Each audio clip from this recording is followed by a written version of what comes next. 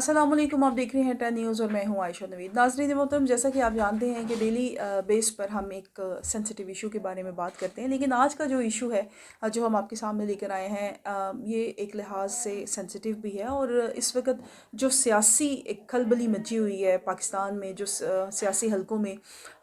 جو ایک آمد و رفت چل رہی ہے، آنیاں جانیاں اگر ہم کہیں چل رہی ہیں، تو اس کے بارے میں آج ہم بات کریں گے۔ ناظرین محترم، آپ جانتے ہیں کہ مولانا فضل الرحمان جو ہے، ان کی اس وقت موجودگی کس قدر ایک اچھی پوزیشن اس وقت مولانا فضل الرحمان کی بن چکی ہے کہ ان کے بغیر کوئی بھی پارٹی کی جو گیم ہے وہ مکمل نہیں ہو سکتی۔ اگر آپ حکومت کی بات کریں تو جب تک مولانا فضل الرحمان نمبر گیم ان کے ساتھ اگر اپنے بندے نہیں بٹھائیں گے تو ان کی نمبر گیم پوری نہیں ہوگی۔ سیم یہی حالات اس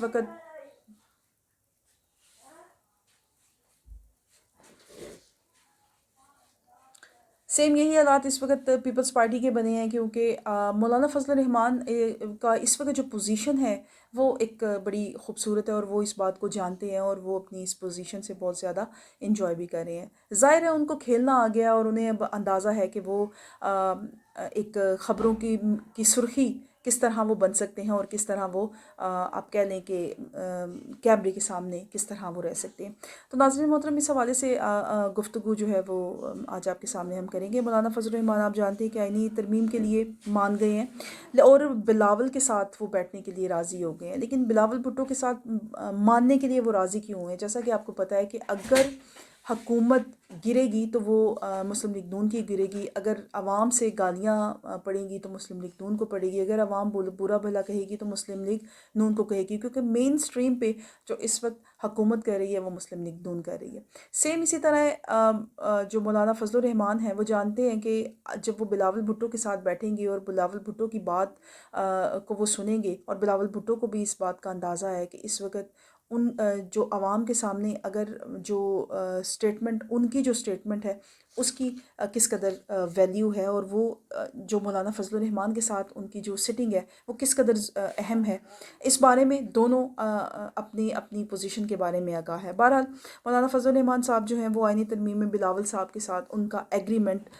تقریباً ہو چکا ہے۔ بہرحال ان کا جو ایگریمنٹ ہوا ہے وہ کس بات پہ ہوا ہے؟ ایک تو مولانا فضل الرحمان صاحب نے صاف انکار کر دیا ہے کہ وہ کسی بھی آئینی ترمیم گورنمنٹ کے حوالے سے، حکومتی حلقوں سے جو ان کی آئینی ترمیم کے حوالے سے بات چیت جو حکومت چاہتی ہے وہ بالکل بھی اس کو قطعی طور پر نہیں مانیں گے۔ دوسری بات یہ ہے کہ انہوں نے انکار کر دیا اس بات پہ بھی کہ جو بنیادی آئینی حقوق ہیں عوام کے، اس کے اوپر بھی وہ بالکل کمپرومائز نہیں کریں گے۔ بلاول بھٹو نے ان کو یہ بتانے کی کوشش یا سمجھانے کی کوشش کی ہے کہ وہ کم از کم جو اسٹیبلشمنٹ ریئل اسٹیبلشمنٹ جو ہے، اب خیر یہ تو لوگوں کو بھی پتہ چل گیا ہے، اور جو سیاسی پارٹی ہیں ان کو بھی پتہ چل گیا ہے کہ ریئل اسٹیبلشمنٹ جو ہے وہ اس وقت عوام ہی ہے۔ بہرحال بلاول بھٹو زرداری نے ان کو منانے کی کوشش یہ کی ہے کہ وہ کم از کم جو فوجی عدالتیں یا جو قائم ہونے جا رہی ہیں، کم از کم اس کے اوپر مولانا فضل الرحمان ان کے ساتھ ایگری کریں۔ بہرحال آپ کے سامنے ہی معاملات ہیں۔ اگر آپ بات کریں تحریک انصاف کی، تو مسلم لیگ نون نے تحریک انصاف کے جتنے بھی لوگوں کو اپنے ساتھ ملانے کی کوشش کی اور ووٹ لینے کی کوشش کی، انہوں نے صاف طور پر انکار کر دیا، جس کے اندر 3 نام بڑے اہم ہیں، عادل بزمی ہیں، اور ریاض فتیانہ صاحب ہیں، اور ڈاکٹر زرکا ہیں۔ اب ان تینوں میں عادل بزمی جو کہ ٹھیک ٹھاک کاروباری شخصیت ہے کوئٹہ کی، لیکن انہیں بھی پتہ ہے اگر وہ اسٹیبلشمنٹ کا ساتھ دیں گے تو وہ جب تک چاہیں وزیر رہ سکتے ہیں، لیکن انہوں نے بھی ان دا اینڈ انہیں پتہ ہے کہ اگر وہ دوسری طرف جائیں گے تو پھر کوئٹہ کی عوام جو ہے وہ ان کو باہر نہیں نکلنے دے گی۔ سیم سچویشن جو ہے وہ ریاض فتیانہ صاحب کے ساتھ بھی بنی ہوئی ہے، اور آپ کو اندازہ ہے کہ ریاض فتیانہ صاحب کے بیٹے کو بھی اغوا کیا گیا اور مختلف قسم کی دھمکیاں بھی دی گئی، لیکن اس کے باوجود جو ان کی فیملی ہے انہوں نے ذہن بنا لیا ہے کہ انہوں نے جو سٹینڈ ہے وہ لینا ہے اور وہ ووٹ نہیں ڈالیں گے، اور انہوں نے اس کا صاف طور پر انکار بھی کر دیا۔ سیم ایسے ہی ڈاکٹر زرکا جو ہیں وہ اچانک سے اس وقت منظر عام پر ہیں اور آزادانہ گھوم پھر بھی رہی ہیں، اور آپ کو اندازہ ہوگا کہ ان کو سینٹ کی سیٹ تحریک انصاف کے جو سربراہ ہیں عمران خان، انہوں نے بڑی آپ سمجھ لیں کہ ایک یقین کی بنیاد پر ان کو سینٹ جیسی ایک سینسٹیو سیٹ ان کو دی تھی ڈاکٹر زرکا کو. اگر ڈاکٹر زرکا اب ووٹ دیتی ہیں، حکومتی دھڑوں کی طرف جاتی ہیں، تو اس کے اندر صرف لالچ کا عنصر ہی ہوگا. اس کے علاوہ ویسے بھی کوئی چیز اسٹیٹمنٹ کلیئر نہیں ہوئی ہے کہ ڈاکٹر زرکا جو ہیں وہ ووٹ دیں گی یا نہیں دیں گی. بہرحال اس وقت وہ آزادانہ گھوم پھر رہی ہیں اور ان کے اوپر کسی قسم کا فی الحال دباؤ کوئی نظر تو آ نہیں رہا. ناظرین محترم، اس کے علاوہ اگر ہم بات کریں آئینی عدالت کے اوپر، مولانا صاحب کو لانے کی کوشش کی جا رہی ہے پیپلز پارٹی کے حوالے سے، اور فوجی عدالتیں جو بنانے کے لیے کی جو ضرورت ہے اس وقت، اس کے اوپر مولانا فضل الرحمان صاحب کو کہا جا رہا ہے. اور ججز کے تبادلے پر نہیں مانے ہیں، اور ان کی عمر کے میں جو اضافے کی بات آ رہی ہے کہ ان کو مزید جو ہے وہ جو یعنی ان کو جو جاب کرنے میں مزید ان کو جو دینی چاہیے ہے لینیٹ ہینڈ، اس کے اوپر بھی مولانا فضل الرحمان صاحب جو ہے وہ نہیں مان رہے. اس کے علاوہ آئینی انسانی حقوق پر بھی وہ کمپرومائز کرنے کے لیے مولانا صاحب جو ہے وہ تیار نہیں ہیں. بلاول صاحب کے زور پر ٹاپ 5 آپ کہہ لیں جو لاکر ایک آئینی بینچ بنانے کی بات کی جا رہی ہے، جس میں ان کی طرف سے یہ آپشن دیا گیا ہے کہ چاروں صوبوں کی طرف سے ہائی کورٹ کا ایک جج لے لیا جائے، اور اس کے بعد جو چیف جسٹس صاحب ہیں ان کی سربراہی میں ایک بینچ بنا دیا جائے. اور اگر اس کے اوپر مان جائے، لیکن اس کے اوپر بھی ماننے کے لیے، مفاہمت کے لیے جو ہے وہ مولانا فضل الرحمان تیار نہیں ہے، کیونکہ وہ سمجھتے ہیں کہ جب صوبائی جو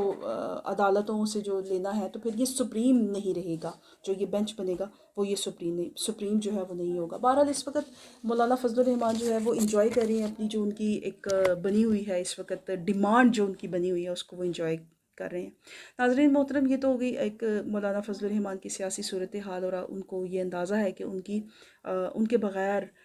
جو ہیں دونوں حکومتی دھڑے بھی اور پیپلز پارٹی بھی، وہ اس وقت ان کی جو ضرورت ہے اس کے اوپر بہت زیادہ فوکس کیا جا رہا ہے. اب بات کر لیتے ہیں جو شنگھائی اس وقت سربراہی کانفرنس کی تیاریاں مکمل ہو چکی ہیں، اور سربراہی کانفرنس جو ہے وہ جاری و ساری بھی ہے اسلام آباد میں، جس میں لی چیانگ چینی وزیر اعظم پاکستان آ گئے ہیں، اور ان کا ایک شاندار استقبال بھی کیا گیا اور ان کو گارڈ آف آنر بھی پیش کیا گیا. اس کے علاوہ یہ جو ہو رہی ہے اس وقت کانفرنس، اس کے اندر اقتصادی، تجارتی اور معاشی امور جو ہیں وہ زیر بحث ہوں گے. جیسا کہ آپ کو پتہ ہی ہے کہ چین کے ساتھ جو دوستی ہے پاکستان کی، وہ ایک لازوال دوستی ہے، اور اسی بنیاد پر جو اس وقت یہ جو چینی وزیر اعظم جو ہے، انہوں نے آ کر اس بات کے اوپر زور بھی دیا ہے کہ وہ معاشی اور اقتصادی تعاون پاکستان کے ساتھ کریں گے. اور اس کے بعد بھارت کی طرف سے، بھارت کے جو یہاں پر شامل ہوئے ہیں نمائندے، ان کا بھی آنا، اور یہ میرا خیال ہے 8 سے 10 سال کے درمیان یہ پہلی دفعہ ہوا ہے بھارت کی طرف سے کہ انہوں نے باقاعدہ طور پر اپنے کسی نمائندے کو اس کانفرنس میں شامل کیا ہے. بہرحال آپ کو اندازہ تو ہوگا کہ یہ کانفرنس جو ہے،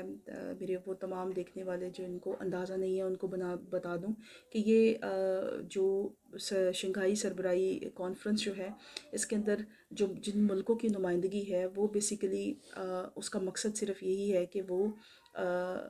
زور اس بات پر دیتے ہیں کہ جو شدت پسندی کسی بھی ملک میں ہے اس کے اوپر، دہشت گردی کے خلاف، اور آپس میں روس، تاجکستان، ایران، پاکستان اور بھارت، اور اس کے علاوہ تاجکستان ہے، اس کے بعد بیلاروس ہے، یہ ساری یہ والی جو پٹی ہے یہ اس کے اندر شامل ہے. اور ان کا مقصد صرف اور صرف یہ ہے کہ آپس میں دہشت گردی، آپس میں جو شدت پسندی، اور آپسی جو معاشی اور تجارتی اور اقتصادی جو امور ہیں اس کے اوپر فوکس کیا جا سکے. بہرحال پاکستان کے لیے یہ بہت ہی فخر کی بات ہے کہ اس کو اس دفعہ جو یہ شنگھائی کانفرنس ہے، اس کے سربراہوں نے پاکستان کے اوپر اعتماد بھی دکھایا ہے، اور پاکستان میں ان کا سلسلہ آنے کا، بلکہ ابھی کانفرنس جو ہے وہ